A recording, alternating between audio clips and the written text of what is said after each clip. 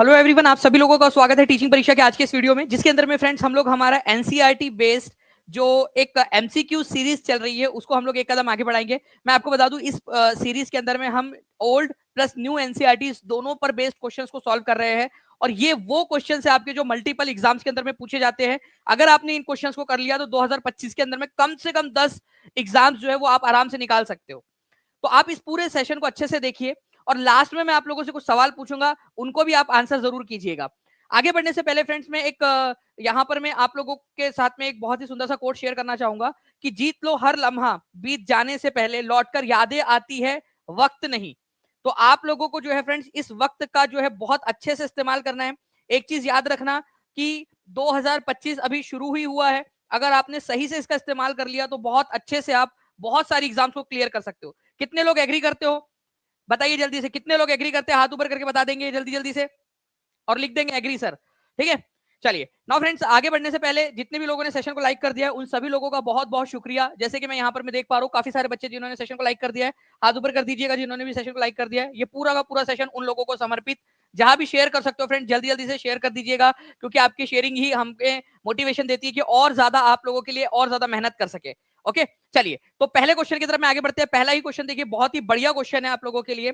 पहले क्वेश्चन के अंदर में यहाँ पर मैं बोला गया है कि कालिदास जी ने मालवी का अग्निमित्रम नाम से एक बुक लिखी है। ठीक है, मालवी का अग्निमित्रम। ओके, मालवी का अग्निमित्रम, इसके अंदर में अग्निमित्र नाम का एक पात्र है।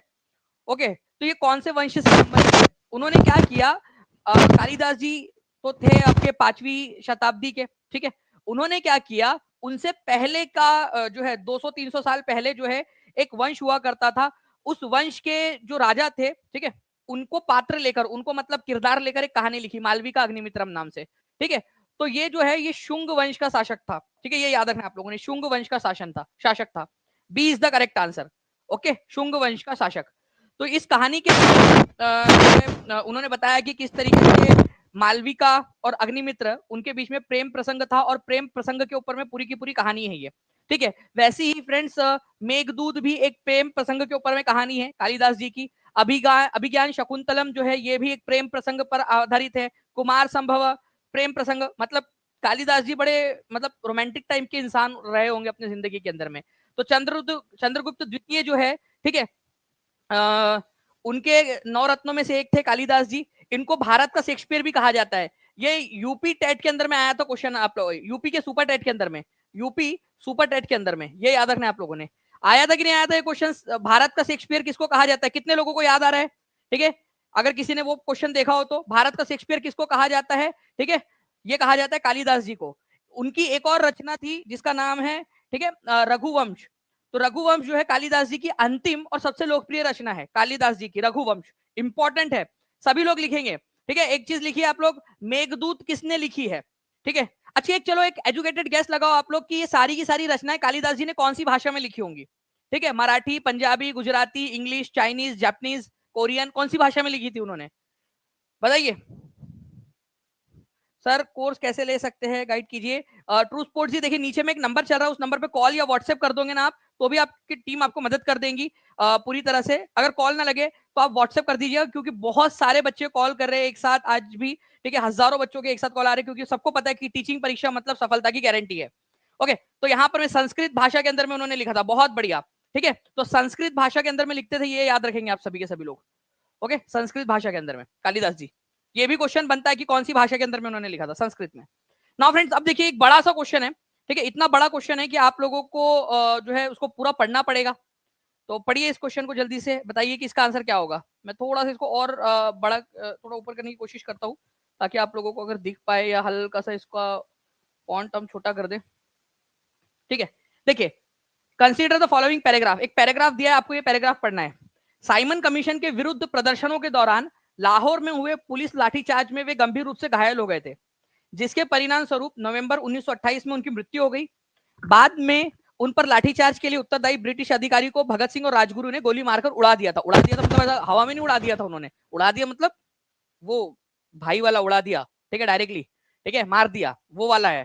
ठीक है, एग्जामिनर भाई भी देखो ना, मतलब खतरनाक उड़ा दिया वाला, उसने शब्द भी क्या दिया, उड़ा दिया करके। अबे मार दिया बोल देता भाई, मतलब एग्जामिनर भी मेरे को लग रहा है कि बॉलीवुड पिक्चर देख देख के आ रहा है। चलिए, तो यहाँ पर मैं बात किसके बारे में हो रही है, किसके बारे में बात हो रही है, लाला लाजपत राय की। तो लाला लाजपत राय जो है 1928 के अंदर में साइमन कमीशन का विरोध कर रहे थे। ठीक है, साइमन कमीशन आया था भारत के अंदर में, भारत का पॉलिटिकल भविष्य निर्धारित करने कि भारत में अब कैसी व्यवस्था होनी चाहिए, कौन से कानून लागू होने चाहिए, ये सारी चीजें जांच करने के लिए साइमन कमीशन भारत में आया था। तो साइमन कमीशन का विरोध हम क्यों कर रहे थे, क्योंकि इस पूरे कमीशन में 7 लोगों में से कोई भी इंडियन नहीं था, सारे के सारे गोरे लोग थे। मतलब गोरे होने से हमको कोई दिक्कत नहीं थी, हम जलते नहीं है गोरे लोगों से। बात ये थी कि इंडियन नहीं था उसके अंदर में। नहीं तो बोलोगे कि सर अपन लोग जलते हैं क्या गोरा होने से, अपन काले हैं तो। नहीं भाई, हम नहीं जलते। ठीक है, बात ये है कि ये सारे के सारे ब्रिटिशर्स थे, इंडियन एक भी नहीं था इनमें से। ठीक है, तो इसी वजह से इसका विरोध किया जा रहा था कि भाई इंडिया का भविष्य निर्धारित हो रहा है, लेकिन इंडिया के लोगों से ही नहीं पूछा जा रहा, इंडिया को शामिल नहीं किया गया। तो सभी तरफ में इसका विरोध प्रदर्शन हो रहा था। तो लाहौर में लाला लाजपत राय विरोध कर रहे थे, तो लाठीचार्ज हुई, लाठीचार्ज में इनकी मृत्यु हो गई थी। ठीक है, तो ये याद रखना आप लोगों ने। अगर फ्रेंड सेशन पसंद आ रहा है तो सेशन को लाइक एंड शेयर जरूर करते रहेंगे। जितने भी बच्चे देख रहे हैं, जिन बच्चों ने सेशन को लाइक कर दिया है वो हाथ एक बार ऊपर कर देंगे, क्योंकि ये पूरा सेशन, ठीक है, आप लोगों का मैं कंटिन्यूअसली स्टैटिस्टिक्स की तरफ में देख रहा हूँ। जितना ज्यादा आप शेयर कर रहे हो, जितना ज्यादा जितने सारे ग्रुप्स के अंदर में आप लोगों ने शेयर किया है, ठीक है, जितना ज्यादा यहाँ पर शेयरिंग का डेटा आ रहा है, उतना ज्यादा मुझे अच्छा लग रहा है कि आप लोग रिस्पॉन्स कर रहे हो इस सेशन को। तो हर एक बच्चा अपनी पर्सनल रिस्पॉन्सिबिलिटी समझ के शेयर करते रहेगा जल्दी जल्दी से। ठीक है, चलिए नाउ फ्रेंड्स, अब देखिए यहाँ पर मैं which one of the following is not authored by Malik Mohammad Jayasi. ठीक है, मलिक मोहम्मद जायसी की कौन सी रचना नहीं है? ओके, बताइए। देखिए फ्रेंड्स, यहाँ पर मैं आप लोगों को 4 पुस्तकें दी है। मलिक मोहम्मद जायसी ये वही व्यक्ति है जिसने एक जो है भसड़ मचाई थी, एक पुस्तक लिखी उसने। ठीक है, अपने जीवन के काफी सालों बाद, ठीक है, वो घटना घटने के कई सालों के बाद में वो उसने लिखी। अब उसको पता नहीं कि भाई वो सही भी थी या नहीं थी करके घटना, या अगर वो घटना थी भी तो उसमें जो उसने लिखा है चीजें वो सही सही हुआ था कि नहीं। जैसे पद्मावत उसने लिखी, ठीक है, पद्मावत मलिक मोहम्मद जायसी ने लिखी है। आखिरी कलाम उसने लिखा है। अखरावट करके एक पुस्तक है उसने लिखी है मलिक मोहम्मद जायसी ने। लेकिन कादम्बरी नाम की जो पुस्तक है ना, ये एक और गंजेड़ी इंसान था दूसरा, उसका नाम था बाण भट्ट। बाण भट्ट उसने लिखी है। ये हर्षवर्धन का दरबारी कवि था। ठीक है, हर्षवर्धन का दरबारी कवि था ये। अब मैंने इसको क्यों कहा कि भाई ये सस्ते नशे करता था, बाण भट्ट। बाण भट्ट ने हर्षचरिता नाम की एक और पुस्तक लिखी है बाण भट्ट ने।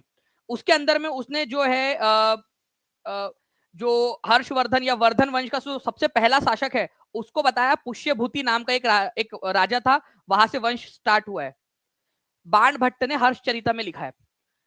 इसको छोड़कर, बाण भट्ट की हर्षचरिता को छोड़कर सारे जितने रिकॉर्ड्स हमको मिले, चाहे जितनी कोई लिखावट मिली है, कोई शिलालेख मिला है, अभिलेख मिला है, सब में पता चलता है, ठीक है, नरवर्धन जो है उसके पहले शासक थे करके। ठीक है, बाण भट्ट को छोड़कर बाकी सब जो है वो अलग इंसान को बता रहे। बाण भट्ट बोलता कि पुष्यभूति वर्धन था करके। ठीक है, इसी वजह से। ओके, चलिए, तो भाई हो सकता है कि उस समय होश में नहीं होगा वो लिखते समय। चलो जो भी बात रही हो, ठीक है। तो कादम्बरी नाम की पुस्तक जो है ये बाण भट्ट ने लिखी है, ये याद रखना है आप लोगों ने।